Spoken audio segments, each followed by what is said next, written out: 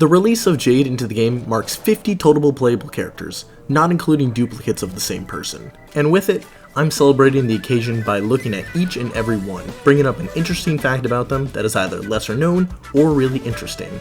Like the video and subscribe to the channel if you're willing. Investigating every single character in this game took a while and it would mean the world to me. Alright, let's jump right into it. Okay, so starting off, this video will contain spoilers of the main Trailblaze mission storyline up until version 2.2. Also, we are going to go character by character alphabetically, and this will be covering characters that are playable in-game as of version 2.3. Meaning, first on the list is Hoyo's favorite girl, Acheron. Now, there are a good group of characters in Honkai starrail that either show up or are references to characters in Honkai Impact 3rd, Hoyo's first major gacha release. But Acheron, otherwise known as Raiden Mei, has a version in every single one of their major games, the only character so far to do so, although that might change in the future. Next up is our man Argenti. If you haven't been caught up in the recent Trailblaze missions, well, first off, good on you for having a life, but secondly, you might have noticed something missing. If you play with English dubs, you'll have noticed that all of Argenti's lines were absolutely silent. And that's because he's the first playable character to be downgraded to an NPC. Nah, I'm just kidding. But it is actually a very weird and specific bug that the developers are aware of and currently only affects Argenti. Moving on is our boy Arlen. Unfortunately, we haven't had a lot of screen time with him, so there's not too much going on with either his story or kit. But one unique thing about him is he's the only playable character with a darker skin tone, so representation, right? Right? Moving on, we have Asta. Now, this is one that I actually found to be incredibly interesting, and that is Asta, the character itself, might be a reference to a 1934 film titled The Thin Man. Just like Asta, the main character in this movie has a white dog named Asta. Wonder if Asta and Peppy would be good friends. Next up, we have Aventurine. At the moment, Aventurine is the only playable character that we have both an adult and child model for in-game. There are a few other characters that we see as their child self, such as Japard and Serval, but not any in-game models of them. Following Aventurine, we move on to the bees, and we have the one and only future High Elder of the Vidyadhara, yes, I did have to pronounce that, Bailu. I would assume, regardless of whether you play starrail or not, you'd be familiar with this character as her character demo has amassed an insane 24 million views on YouTube, being by far the most viewed video on the official starrail channel. When the game first released, a major part of their marketing campaign on YouTube was pushing her demo video out. And to be fair, at the time, it was definitely one of the best produced and highest quality, so I can't fault Hoyo for choosing that one as their marketing cow. Next up is Black Swan. Now, there are quite a few emanators of Aeons that we know of, or have even met, such as Acheron and Jing Yuan, but I'm willing to bet quite a few of you missed or didn't know that Black Swan is also an emanator, that of the Remembrance. Moving on, we have the first of the Stellaron Hunters, a person many can relate to with his depressing outlook on life, Blade. In the game, we have a large array of damage dealers, but to this day, he's the only HP scaling damage dealer. We don't even have a harmony unit of any kind to support or buff HP scalers, so hopefully Blade will get some love sometime soon in the second half of version 2. Then of course, we've got Boothill. His is quite interesting as anyone can see it, albeit it's a little difficult, but Boothill's E6 shows him in his natural human form rather than the regular cyborg version we see of him during story and battle. I read somewhere that E6s are meant to represent a character in their truest and most vulnerable form, and whether or not that's true, I believe it applies here perfectly. Bronya's fact is actually one of the ones that inspired me to make this video in the first place, as it was just so out of this world. But have you ever tried to look up her English voice actor?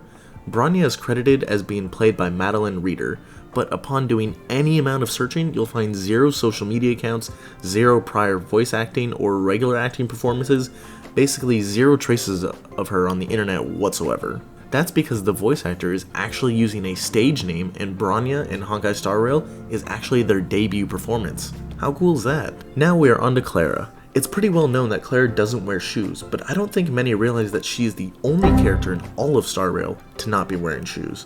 Although there are a few other characters that are repping with the dogs out, so mad respect to Tingyun, Dr. Ratio, Hanya, and Sparkle. Next up is Dang Heng, both regular and Imbibitor Lune. To date, he is the only single character who has multiple versions of themselves that are different rarities.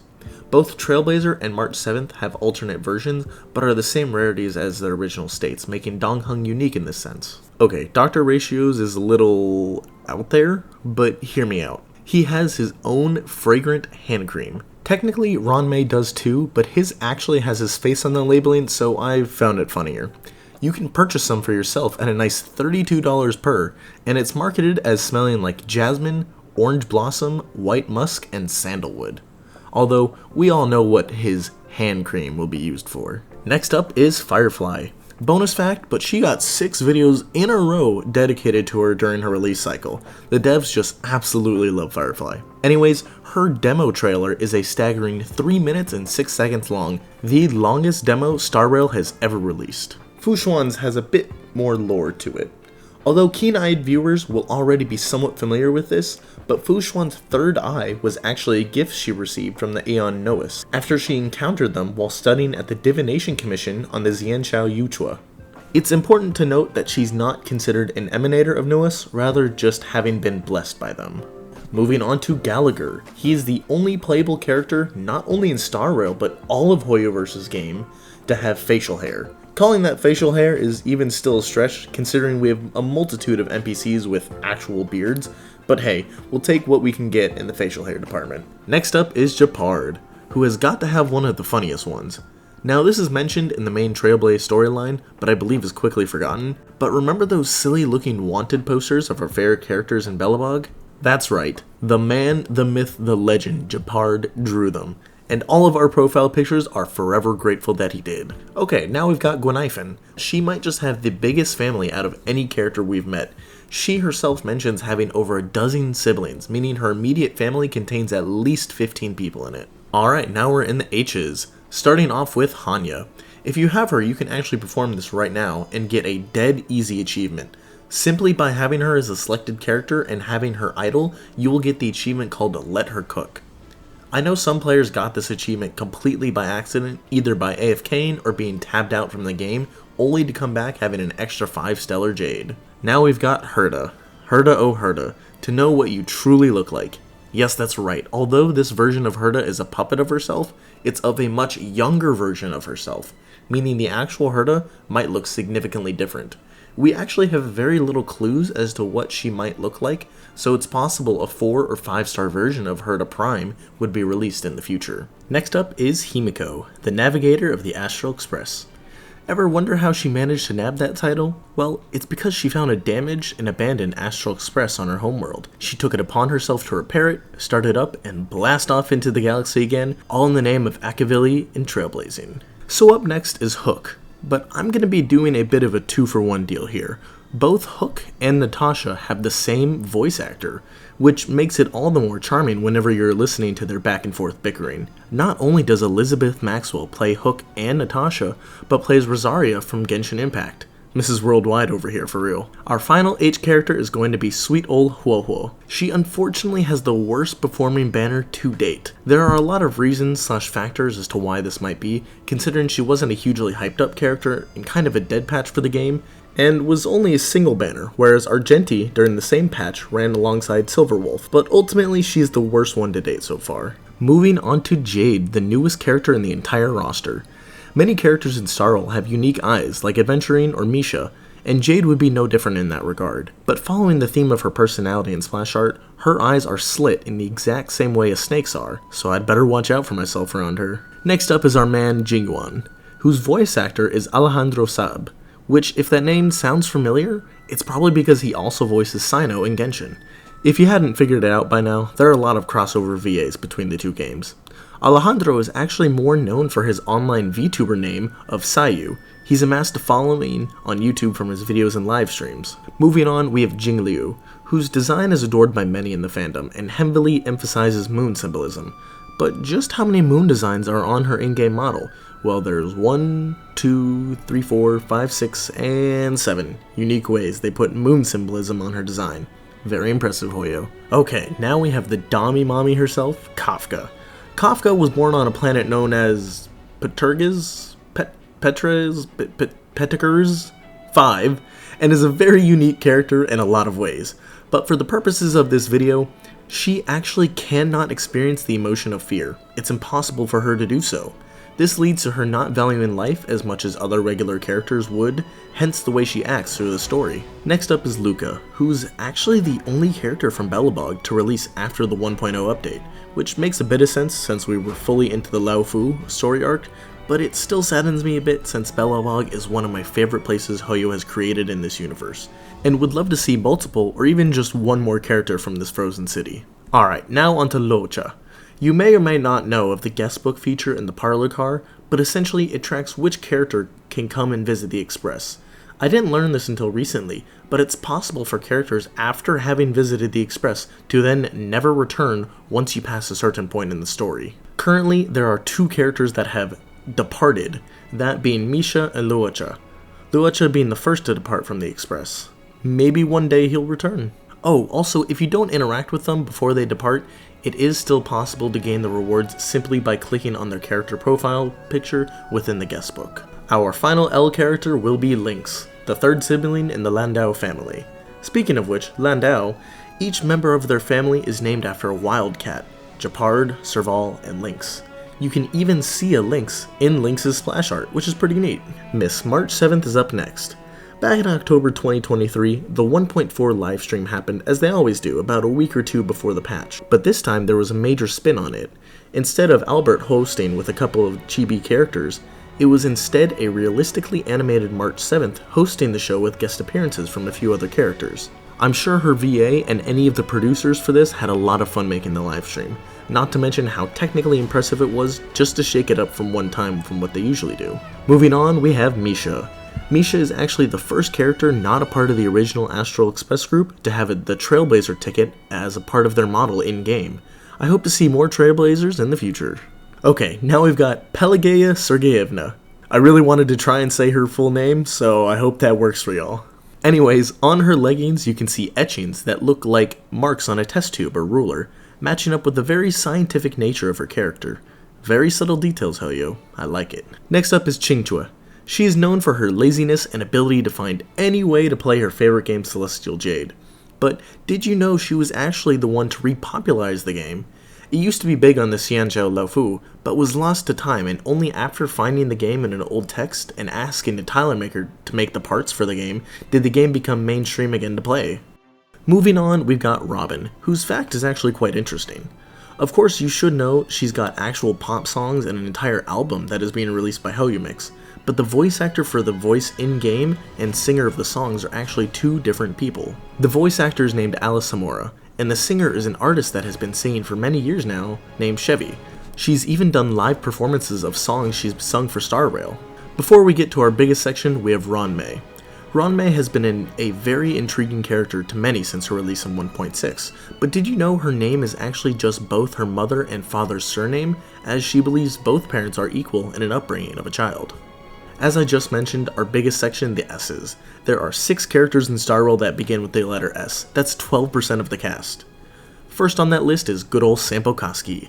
Now this one is a bit speculative, but at the end of the Belobog arc it is revealed that Sampo has had ulterior motives during the Trailblaze quest, and is related to a secret organization that follows the path of elation. He also breaks the 4th wall, which people theorize is a direct relation to the Aeon Aha, who is rumored to be aware that they are in a simulation/game, making him possibly an emanator of elation.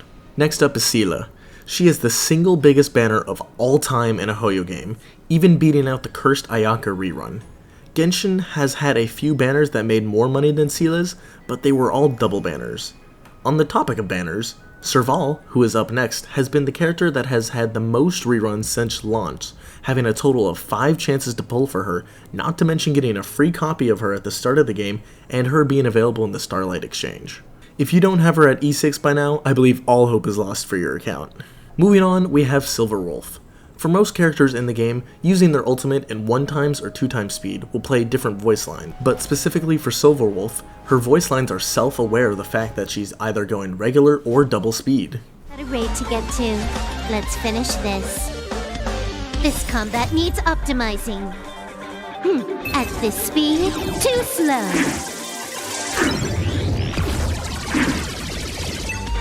This combat needs optimizing. This is double speed. Our next character is Sparkle, which if you've seen her Myriad Celestia trailer, you'll know that Sparkle's homeworld is basically Space Japan. People have speculated that this could be a possible future planet we visit, just like we have the Japanese-themed Inazuma in Genshin Impact. The final S character is Sushang, and although she is a Cloud Knight stationed on the Xianqiao Laofu, she is actually originally from the Xianqiao Yaoqing. We will be receiving new characters soon that are also from other Xianqiao ships, but currently she's the first. Next is Tingyun, and quite simply she's the first dead playable character. That's it. She has not been seen in the story since 1.2, although it is somewhat hinted at that she may return somehow, just not as a regular self, but we'll have to wait and see. Tingyun mains keep huffing that copium. After Tingyun, we have Topaz and Numbi. Now this one is really cool, and if you have her, you might have noticed this already. But during her idle animation, it sounds like she's speaking a little bit of gibberish, but that's actually her speaking in Chinese, Japanese, and Korean. And Topaz's other language voice actors do the same, speaking in English during her idle animation. Super cool. Hi, this is Topaz speaking. 여보세요? Hi. 好，知道了. Sure thing. Hi, 토파즈 です.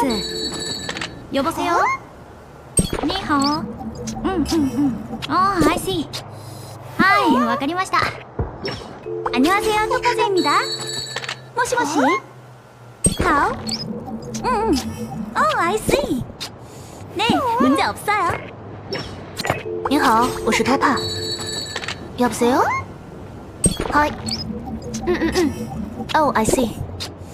好，没问题. Okay, now we have the Trailblazer, and quite simply the Trailblazer, specifically the male version, is the very first person we see in-game ever. And technically it's only a hand until March 7 pops out, but in my book it still counts. You may argue the first character we see is Welt, but don't worry, we'll get to that when we get there. Oh, and what do you know? Welt is up next. Currently, he is the only character 100% confirmed to be the exact same character from the game Honkai Impact 3rd. Same personality, history, memories, etc. You can even see several key characters from his previous game story in his splash art. Hoyo has definitely hinted at there being more than just him from that world, but we'll have to wait and see. Next up is Shui Yi, and she had the longest wait from having an in-game model to actually being playable.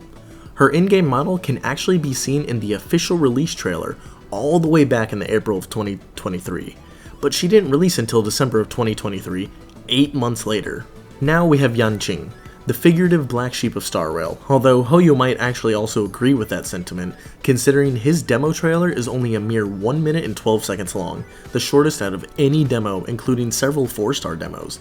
They can't give this guy a break, can he? And finally, we have the last character as of now, that being Yukong. Opposite of Serval, Yukong has had the longest time in between banners out of any 4 or 5-star character. As of writing this video, it will have been 15 banners, or 7.5 patches, since September 20th, 2023, when she was last seen on a banner. Alright, that is all 50 characters and a fact for each and every one of them. If you enjoyed the video, please make sure to let me know by either the comments, like, or subscribe button. I've also got a Discord with over 150 others if you enjoy discussing starrail, and may do a follow-up to this video if it receives enough support. Thank you all so much for watching, I'll see you next time. Sir Epic out.